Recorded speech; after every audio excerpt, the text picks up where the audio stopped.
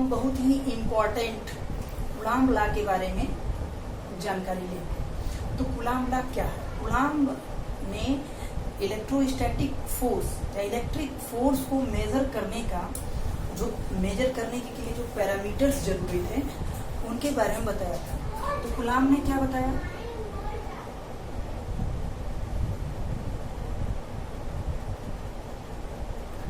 Coulomb ने ये बताया कि यदि दो चार्जेस हैं, सपोज दैट Q1 चार्ज है और ये Q2 चार्ज है, और ये कैसे चार्ज होने चाहिए? पॉइंट चार्ज होने चाहिए। इनके बीच में अगर दूरी r है, तो कूलाम्ब ने ये बताया था कि जो इनके बीच में जो फोर्स होगा इनका, वो Q1 इंटू Q2 और दूसरा क्या है 1/r²। तो कूलाम्ब ने ये कहा कि जो भी फोर्स होगा वो product of the charges, electric charges, and inversely proportional to distance between them. तो कूलाम्ब्स लॉ के कारण क्या हुआ? फिर इसको अगर हम एक इक्वेशन करेंगे तो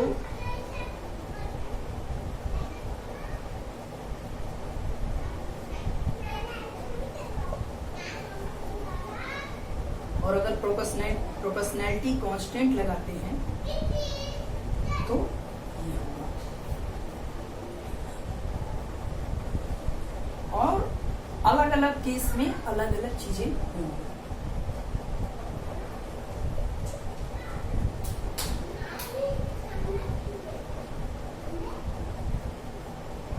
ये किसके लिए होगा? SI के लिए।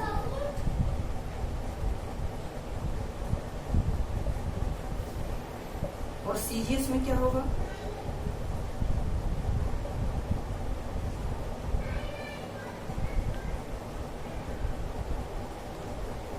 तो SI में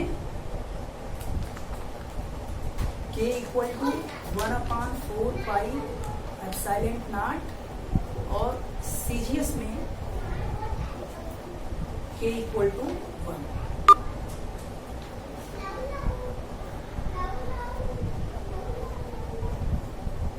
तो कूलाम्ब ने क्या बताया कि the force between 2 point charges kept at a particular distance is directly proportional to the product of 2 point charges and inversely proportional to the distance between them, and inversely proportional to the square of distance between them। तो इनके बीच में जो electric force है, जो वैद्युत बल है, वह इन आवेश के गुणनफल के डायरेक्टली प्रोपोर्शनल है और इनके बीच की जो दूरी है उनके स्क्वायर के इनवर्सली प्रोपोर्शनल है। तो मैंने इसको इस तरीके से किया है। So F is directly proportional to Q1 Q2/r² and on putting a proportionality constant K, this becomes, और SI यूनिट में K की वैल्यू 1/4πε0 हो गया और CGS यूनिट में K इक्वल टू 1 होता है। तो ये हो गया। और बल्कि SI यूनिट में क्या होता है कि 1/4πε0 की वैल्यू 9 × 10⁹ के बराबर हम पुट करते हैं न्यूमेरिकल सॉल्व करने में। अगर इसको देखें तो न्यूटन मीटर स्क्वायर, इसकी यूनिट जो होगी पर कूलाम्ब स्क्वायर, ये हो गया। तो ये कूलाम्ब्स लॉ का बेसिक्स है। कूलाम्ब्स लॉ में सिंपली ये चार्जेस हैं और इनके बीच का ये, तो ये कूलाम्ब्स लॉ है। अब हम कुछ देखते हैं कि ये जो कूलाम्ब्स लॉ है, हमने जो लिखा है F equal to 1/4πε0 Q1 Q2/r²। ये किसके लिए है? ये वैक्यूम के लिए है। ये इससे हम जो भी फोर्स कैलकुलेट करेंगे वो वैक्यूम के लिए रहेगा। लेकिन अगर कोई मीडियम में हमको फोर्स कैलकुलेट करना पड़ेगा, तब हम क्या होगा हमारे साथ, इसको हमें देखना है।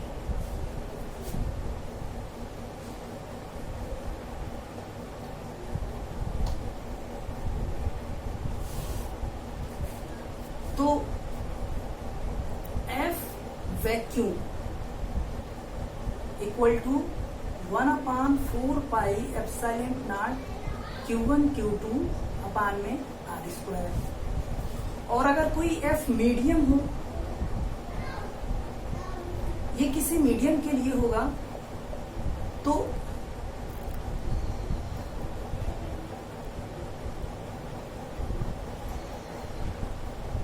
इसको हम कहते हैं रिलेटिविस्टिक परमिटिविटी।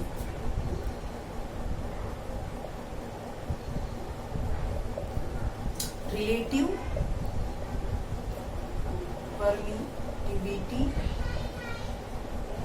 Of medium. और एक्साइलेंट जो होता है वो होता है एब्सोल्यूट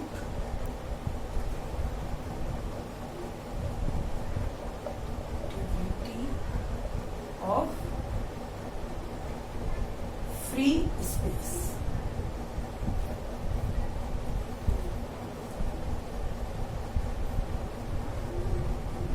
कभी कभी इसको हम के से भी डिनोट करते हैं, कैपिटल के से।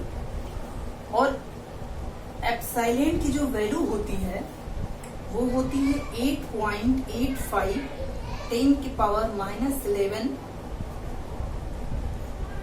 Newton metre square coulomb -2।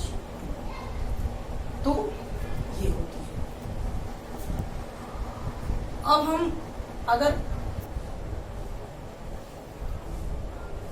Sorry, यहाँ पे थोड़ा सा गलत हो गया है।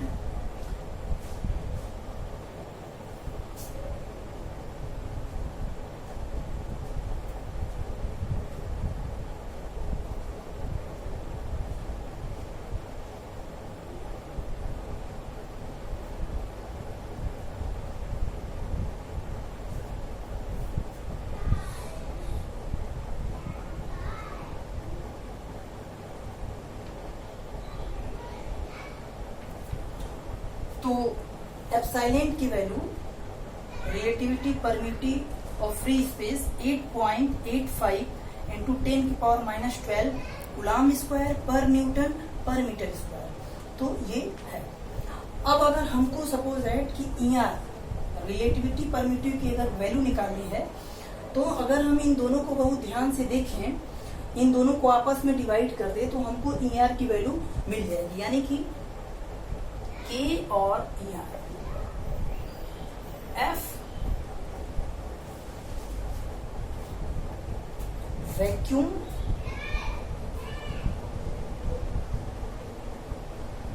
अपान F मीडियम। बहुत ही आसान है, कुछ भी नहीं करना है, सिंपली डिवाइड करना है। और ये डायमेंशन लेस होता है, यानी नो यूनिट होता है। क्योंकि ये रेशियो है, फोर्स का रेशियो है, तो नो यूनिट या डायमेंशन लेस। सिंपली अगर हम इन दोनों को डिवाइड करेंगे तो ER बचेगा, K या ER। तो ये हो गया। अब चूंकि ये हमने पॉइंट चार्ज को लेके देखा था, तो जो भी चार्ज होंगे वो पॉइंट चार्ज होंगे। फोर्स जो है वो सेंट्रल होगा, यानी कि एक दूसरे के सेंटर की तरफ ही होगा। अगर हम कूलॉम लॉ को वेक्टर फॉर्म में देखते हैं तो क्या होगा?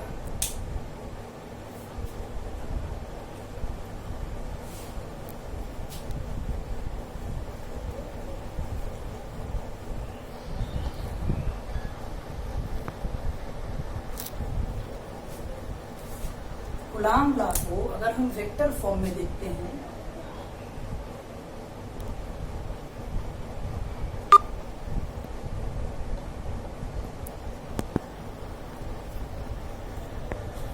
तो वेक्टर फॉर्म में अगर हम देखेंगे, सपोज दैट कि ये है Q1 Q2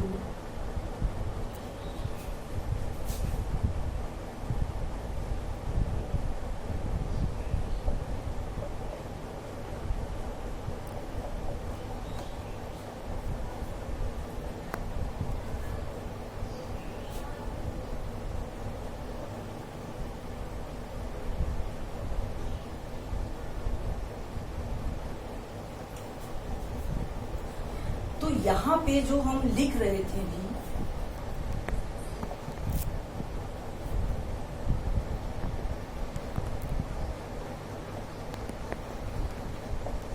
ये जो आर स्क्वायर है, अब यहाँ पे हम वेक्टर फॉर्म में इसका उपयोग करेंगे। तो हम क्या करेंगे,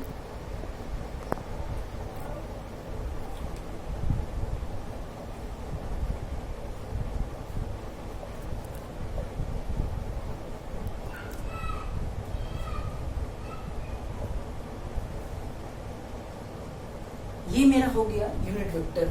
जो भी वेक्टर पढ़े होंगे यूनिट वेक्टर की वैल्यू ये होगी, यानी कि इसका एक डायरेक्शन होगा F12। F12 का मतलब कि force on Q1 due to Q2, force on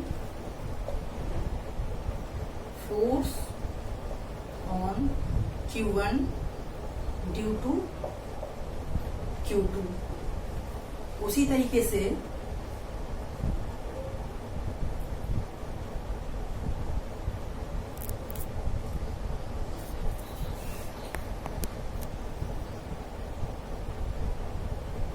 direction from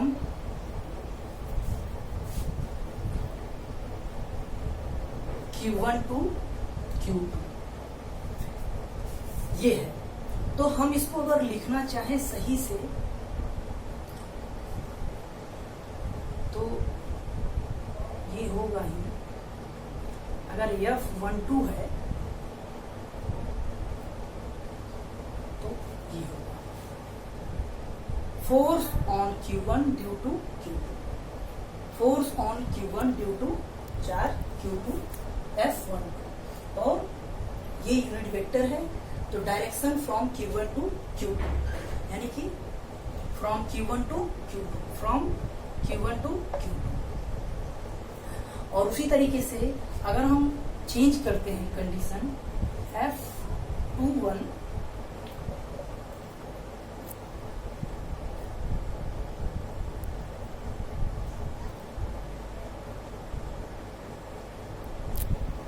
ये, अगर हम F12 और F21 को देखेंगे, force due to force on Q1 due to Q2 और force on Q2 due to Q1, तो हम ये देखेंगे कि इनका मैग्नीट्यूड तो सेम है लेकिन इनका डायरेक्शन डिफरेंट है, क्योंकि ये चीज और ये चीज ही केवल डिफरेंट दिख रहा है, बाकी मैग्नीट्यूड सेम है। तो इस बेसिस पे हम ये कह सकते हैं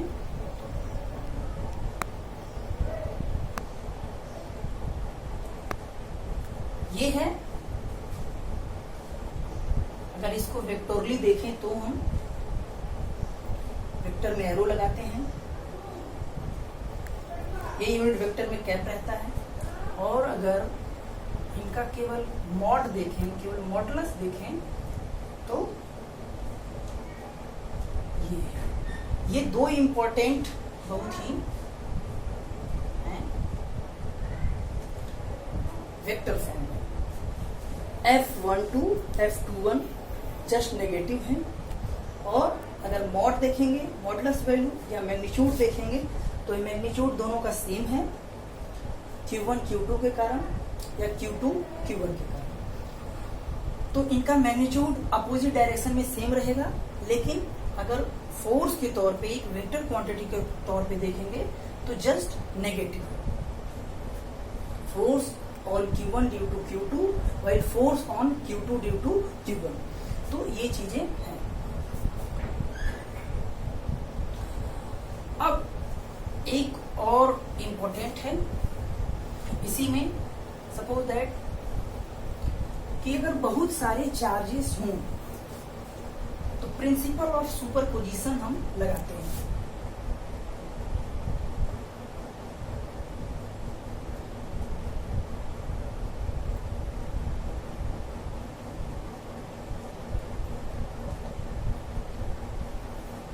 प्रिंसिपल ऑफ सुपरपोजिशन क्या कहता है, सपोज दैट कि ये Q0 चार्ज है और यहाँ पे बहुत सारे चार्जेस हैं, Q1 Q2 Q3 Q4 up to cuisine,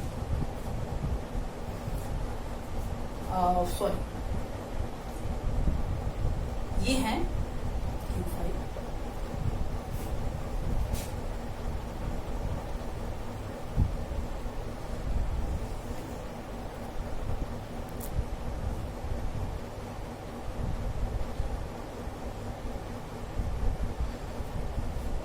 suppose that कि हमको force on any one charge, suppose that कि हमको फोर्स ऑन Q1 निकालना है, तो F1, उस कंडीशन में जब हम F1 निकालेंगे, अगर यहाँ पे 5 चार्जेस है तो F12, F13, F14 और F15, यानी कि प्रिंसिपल ऑफ सुपरपोजिशन क्या कहता है कि वी विल यूज, हम कूलाम्ब लॉ यूज करेंगे उस कंडीशन में जिस चार्ज पे हम कूलाम्ब लॉ यूज करेंगे उस समय जो सारे चार्जेस हैं अब उनको हम इग्नोर कर देंगे। समझ में आई बात? जैसे कि अगर हम को सारे भी चार्जेस कैलकुलेट करने हैं तो सबसे पहले हम दूसरे के लिए दूसरे चार्ज पर जब हम फोर्स कैलकुलेट करेंगे तो उस समय उसके अलावा जो भी चार्जेस हैं उनको हम इग्नोर कर देंगे। फिर अगर तीसरे के लिए कैलकुलेट करेंगे तो उनके कारण जो भी हैं उनको ध्यान देंगे, बाकी को भूल जाएंगे। तो ये तरीका है। तो सुपरपोजिशन में क्या है, अगर 1 पे कैलकुलेट कर रहे हैं तो मान लेते हैं for n charges F12, F13, F14, F15 up to F1n, और इनका वेक्टर एडिशन होना चाहिए। जो भी फोर्स या F1 पे दिखेगा वो वेक्टर एडिशन के कारण ही फोर्स पाया जाएगा, वेक्टर सम के कारण। उसी तरीके से F2 पे हम कैलकुलेट कर सकते हैं।